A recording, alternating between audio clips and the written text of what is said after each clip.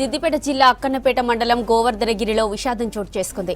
ఉపాధి హామీ పనులు చేస్తుండగా బండరాలు మీద పడి 2 కూలీలు మృతి చెందారు. మరో 5గురు తీవ్రంగా గాయపడ్డారు.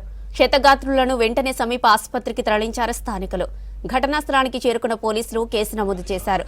తమకు న్యాయం చేయాలని మృతుల కుటుంబ సభ్యులు ఆరోపిస్తున్నారు.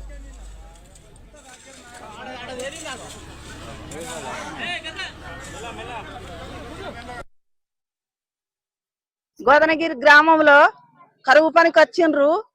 తల్లి పిల్లలు చనిపోయినరు.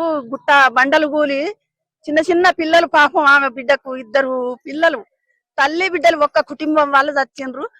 చాలా గమనించి పని చేసుకోండి బిడ్డలాలా, మీ ప్రాణాలు కాపాడుకోండి. మంచిగా ఇట్లా ప్రాణాలకు ముప్పచ్చే బిడ్డలాలా, పిల్లలు తల్లులు ఆగమయ్యే పరిస్థితి వచ్చే